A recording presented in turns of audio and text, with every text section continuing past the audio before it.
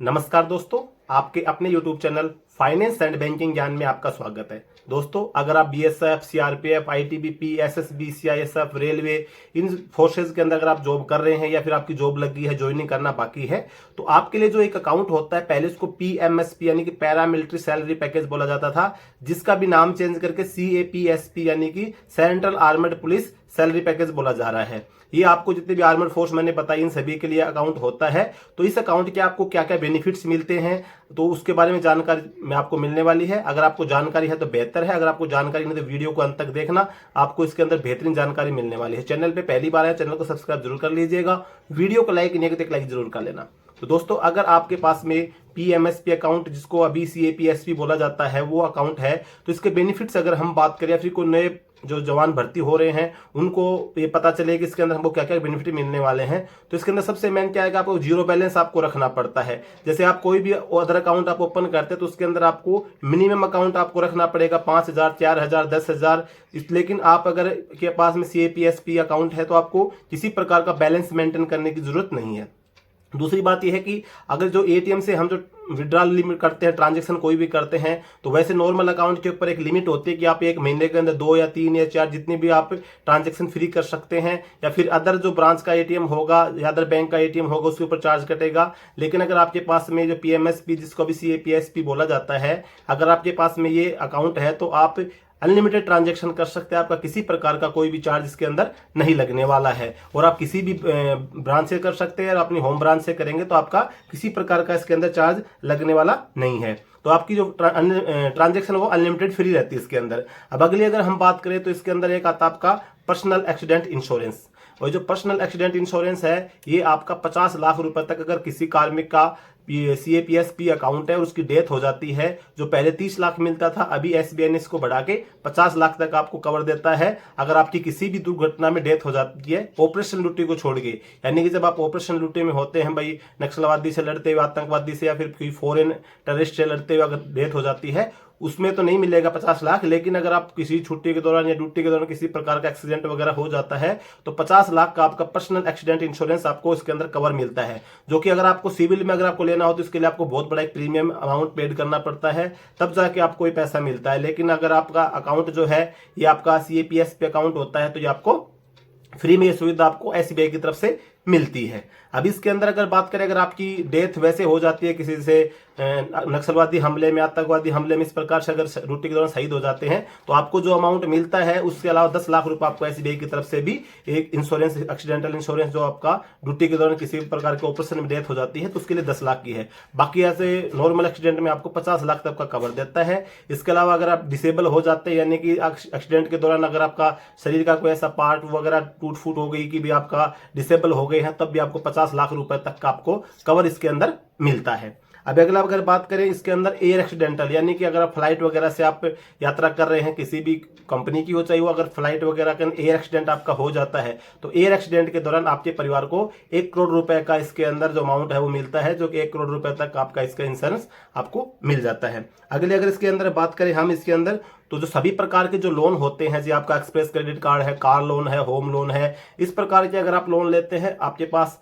सीएपीएसपी का credit card है, तो इसके अंदर आपकी जो प्रोसेसिंग फीस वगैरह होती है, तो कुछ के अंदर तो आपकी बिल्कुल फ्री होती है, बाकी किसी के अंदर आपको कुछ मतलब सिविल की अगर कंपेयर करें तो एक कम आपको प्रोसेसिंग फीस लगती है। बाकी एक्सप्रेस क्रेडिट कार्ड का पर्सनल लोन वगैरह के अंदर आपकी जो प्रोसेसिंग फीस होती है वो बिल्कुल फ्री होती है। और वैसे आपको जो लोन होते हैं इस प्रकार के इजीली लोन मिल जाते हैं। बाकी लोन की जो प्रोसेसिंग फीस है अदर से आपकी कम लगती है, किसी किसी के अंदर आपको किसी प्रकार की जो लोन की जो प्रोसेसिंग फीस है वो नहीं लगती है। तो ये भी एक इसका एक बेनिफिट हो जाता है। इसके बाद में अगर हम बात करें, अगर आप अपना इसके अंदर लॉकर सिस्टम अगर आप लेते हैं एसबीआई का, अपने अगर आपके पास ये वाला अकाउंट है, तो आपको 25% एनुअल आपकी जो इंटरेस्ट है वो आपका कम लगता है। जो इसकी फीस होगी वो लॉकर का जो चार्ज होता है वो आपका 25% तक आपका छूट दी जाती है, जो आपका सीएपीएसपी अकाउंट होता है। बाकी जो पुराने लोग हैं वो पहले पीएमएसपी बोला जाता था, वो पीएमएसपी भी बोल सकते हैं, अब इसको सीएपीएसपी बोला जा रहा है।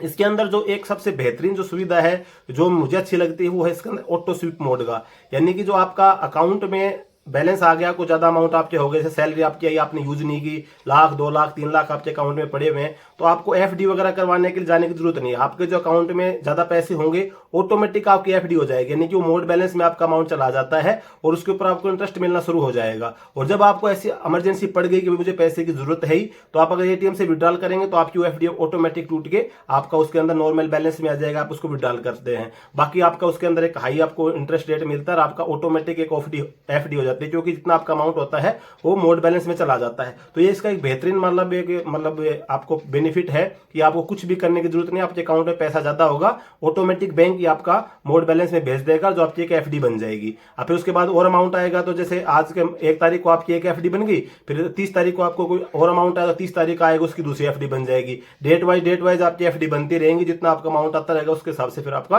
वो स्वीप मोड बैलेंस में चला जाएगा, उसकी एक एफडी आपको बन जाएगी, जिसका आपको एक अच्छा उसका इंटरेस्ट रेट आपको मिलता है। अब इसके बाद में इसके अंदर आपको डीमेट वगैरह की ऑनलाइन ट्रांजैक्शन वगैरह की फैसिलिटीज मिलती है। अगर आपके पास ये पीएसपी अकाउंट है तो वैसे देखा जाए तो बहुत प्रकार की सुविधा इसके अंदर मिलती हैं।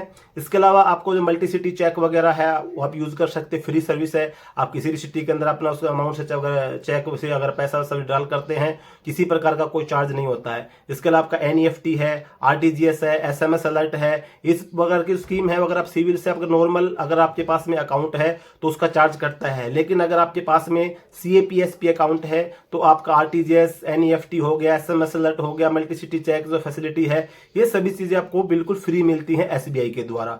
तो सीएपीएसपी आपके बहुत ज्यादा बेनिफिट्स हैं और ये जो सुविधाएं अगर आप कभी भी जाएंगे तो एनईएफटी आपको करना, आरटीजीएस करना है तो आपको किसी प्रकार का चार्ज नहीं लगता। अगर आपका चार्ज लगता है तो वापस आपके अकाउंट में क्रेडिट हो जाता है। तो ये भी एक स्कीम आपको एसबीआई की तरफ से मिलती है। अब इसके अंदर है जो अगली स्कीम की हम बात करें, बेनिफिट की बात करें, तो ओवरड्राफ्ट फैसिलिटीज इसके अंदर मिलती है।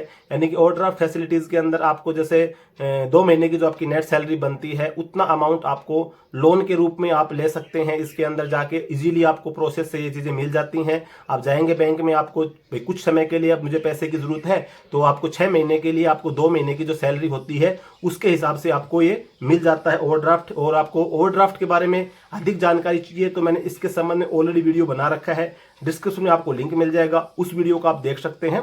तो ओवरड्राफ्ट लिमिट भी इसके अंदर मिलती है। वैसे आप देखा जाए तो ओवरऑल अगर देखा जाए तो हर क्षेत्र के अंदर आपको जो आपका सीएपीएसपी अकाउंट है इसके अंदर बहुत सारी फैसिलिटीज मिलती है और बेहतरीन अकाउंट है। अगर आप नए भर्ती हो रहे हैं, आप नॉर्मल सेविंग अकाउंट्स अपना दे रहे हैं या फिर आपने पीएमएसपी में, सीएपीएसपी में आपको कन्वर्ट नहीं किया है तो आप अपने अकाउंट को उसमें कन्वर्ट करा लें और जो बेनिफिट्स मैंने बताए इन सभी बेनिफिट्स का फायदा उठा सकते हैं। आपको लोन लेने वगैरह में किसी चीजों में बहुत मतलब डॉक्यूमेंटेशन वगैरह बहुत कम प्रोसेस होती है, प्रोसेसिंग फीस वगैरह नहीं लगती है। बाकी ओवरऑल हर क्षेत्र के अंदर जो आपका सीएपीएसपी अकाउंट है ये बेहतरीन अकाउंट है। आपको फ्री में आपको पर्सनल एक्सीडेंट इंश्योरेंस मिल रहा है, एयर इंश्योरेंस मिल रहा है, अनेक प्रकार के आपको इंश्योरेंस इसके अंदर मिल रहे हैं। तो दोस्तों आज के वीडियो में बस यही जानकारी थी। जानकारी अगर आपको अच्छी लगी हो वीडियो को लाइक जरूर करना, चैनल पे पहली बार सब्सक्राइब जरूर करना। जय हिंद।